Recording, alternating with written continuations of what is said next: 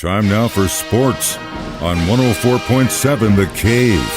Here's Ned Reynolds. Mike the Intern, Ned Reynolds, back in the studio. It's Thursday morning, and the puffy jacket has reared its ugly head once again. I got to stop talking about it because every time I do, it's like karma slaps you in the face instead of me. If you're the one who's bringing on the cold weather, you need to get your face slapped. This stuff needs to go, get it out of here. Do you guys see what I deal with every morning? All right, well, I played baseball in school. I'm not saying like I'm super knowledgeable at the game, but I did play a lot. And there's certain things that, I pick up on. But I think there's some things that I think really the general public as a whole understand when it comes to baseball. Mm-hmm. For example, if a pitcher has a no-no going, there are certain things that you don't do. You don't talk about certain things. I know it's superstitious, but I'm a superstitious guy, and a lot of guys in that sport are superstitious as well. But one thing I think I've never heard in my life is the fact that a pitcher has got a no-no going, manager pulls him. What in the Sam hell, Ned Reynolds? Well, I must admit to you, I'm not familiar with any circumstance ever having happened like this, and not only is it a no-hitter, it's a perfect no-hitter. Clayton Kershaw had it going through 7 innings yesterday, and when manager Dave Roberts took him out, there was no kicking, no fussing, because they had pre-arranged it. I love this, and I love Clayton Kershaw's attitude. Now, keep in mind, folks, perfect no-hitters are rare. Perfect no-hitters are not only rare, they just don't happen. I'd say they don't. There are very few in history. Perfect no-hitter is nobody reaching base. And in this case, none of the Minnesota Twins had reached base through 7 innings against Clayton Kershaw. But as Dave Roberts, the manager of the Dodgers, said, hey, look, we've got a long season to go. It's 38 degrees. And that's what they're playing outside in Minneapolis yesterday. 38 degrees. Still had 17,000 fans on hand. That's pretty good. But look, we've got a long season to go, and Kershaw said, you're absolutely right. We're going to hold it at 85 pitches no matter what. 85 pitches.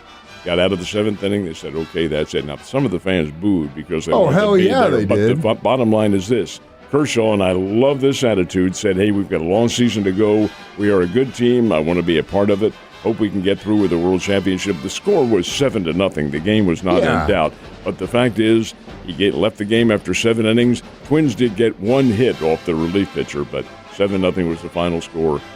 Perfect no-hitter. It goes in the books as 7 innings of no-hit baseball, but it does not go in as a no-hitter. It sucks. It really does. I get it, and if you're a Dodgers fan, you got to applaud that pitcher and his mentality as being a teammate, because he sees the bigger picture beyond his own accolades. And when you look at players, especially in professional sports, how many times do they care more about the accolades than what the actual team accomplishes? So yes, in that stance, I get it. But dude, we're talking about 6 more outs, Ned. 6 more outs, Clayton man. Kershaw is an old pro who's been around for years and years, been a National League Cy Young Award winner, been a star of World Series teams. He's had his share, and he sees the bigger picture. So that's why I admire him. But still, it took a lot of guts. 6 outs, dude. 6 outs. A perfect no-no. Oh, my God. All right, so still technically in the free agency for the Kansas City Chiefs and in the NFL at large. There have obviously been you look at the picture of the team when they won the Super Bowl and you look at the picture of the team now, there's not a lot of guys and coaches that were, coaches, yeah, but players really remain. There's only a few, select few, really. Kind of surprised some of these other guys haven't signed with other teams, though, yet. They still will. There's no question about that. Tyrann Mathieu still out there on the free agent market, supposedly talking with the Pittsburgh Steelers, but he has been with the New Orleans Saints. He's been talking with the Philadelphia Eagles. There are a lot of circumstances involving him. Problem with Mathieu is that while he's still a pretty doggone good player, he will be 30 years old next month. 30 years old, that's a consideration point in the National Football League. Same thing with Jerick McKinnon, a running back who came in and had sparks of glory for the Kansas City Chiefs last year. He turns 30 next week. So you have to look at this, how much longer are they going to stay? Because in pro football, you know about the age factor and the rate of attrition brought on by that. Mathieu hasn't signed. The one who bothers me a little bit is Melvin Ingram. I really do think he'll come back to Kansas City. But yesterday, as recently as yesterday, he's talking with the Miami Dolphins. And Miami's got the money to spend. Well, the Chiefs do too, but Miami also has Tyreek Hill there. And they're building up for a very big run. Darrell Williams hasn't signed with anybody, did have a tryout with the Arizona Cardinals. But I do think on April the 14th, you've still got a while to go before the draft, another week and a half or 2 weeks. And I think probably teams are looking very much, obviously, at their payroll, their salary cap. What can these people contribute to us? Because they're not young, and they've been through the wars. So I think there are a lot of considerations, but I'm a little surprised that some of them haven't signed. Yeah, me too. What do you think about that Derek Carr deal that got signed recently? I think the Las Vegas Raiders were tired of all of the subtleties and the rumors that were going around about Carr not being their QB and say, hey, look, he's going to be the QB. Let's end this right here. And signed him to a 3-year extension worth about $125 million. That's a lot. But what it does, it tells you that the Vegas ball club has a lot of confidence in this kid. Yeah, they do. And he's not a kid. He's been around for a number of years now. Had big year at Fresno State, big years there. Has had big years in the NFL with some very poor teams. Well, the Raiders are not a poor team anymore. They're pretty good. So I think their obvious consideration is let's stay with what we have because it's going to work. Just keep building them up so they crash hard in the fall. But I'll tell you right now that makes make all these recent quarterback re-signings, extensions, all that stuff just makes that Patrick Mahomes contract look better and better and better because you're looking at Derek Carr getting the same kind of money Patrick Mahomes is. They are not the same quarterback, and I'll say that right now. Well, Mahomes is the best in the NFL. It's an arguable point, but he has proven himself at a young age, and he's only 26. So, yeah, it is costly, but to sign him and make sure he's in the fold, it's going to work, barring any injuries, of course. Yeah, Mahomes is the best, but keep in mind, it is not one player. Yes, I know. Games. It is a team sport. You have to remind me of that all the time. Last but not least, speaking of team sports, Drury, baseball Panthers have had one hell of a season so far. What are they doing now? They're 24-9, as a matter of fact, and playing extremely well. They open a 4-game home series today, have a doubleheader tomorrow and a single game Saturday, and will not play on Easter Sunday. They are playing the Bearcats. Who are the Bearcats? They are Southwest Baptist. And you know where they are? About 25 or 30 miles up the road is where they are. They'll be coming down to U.S. Ballpark in Ozark to play in a 4-game series starting this evening. Should be a lot of fun, maybe a little bit on the cool side, but hey, it is spring baseball, and the Drury Ball Club is hitting the daylights out of the ball. They're a good team. Are they a national championship team? That remains to be seen. They're going to have to improve their pitching and defense a little bit. Did go up against Central Missouri, which is one of the top teams, fortunately for Drury, not in the Great Lakes Valley Conference, but rather in the MIAA. Still Division II, and they would meet them somewhere along the line in the playoffs if, in fact, both teams are good enough to get to the playoffs, and I suspect they probably are. So in this case, it's the Panthers against the against the Southwest Baptist Bearcats. Should be a great series coming up. SBU is not all that bad.